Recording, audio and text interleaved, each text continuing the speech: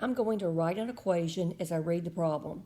If Henry were to add 5 gallons, well, that says to me I need to do a plus 5. So I'm going to add 5 in just a minute to a tank that is already 3/4 full. It's 3/4 of its capacity. I'm going to let X be of its capacity, but I want to add 5 to it. And then it says the tank would be equals 7/8 full. That would be 7/8 of its capacity. I'm letting that be X.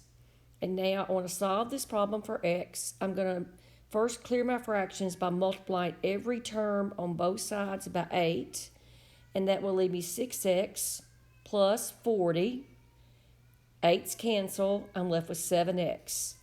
Now subtract this 6X from both sides, and you're left with 40 equals X.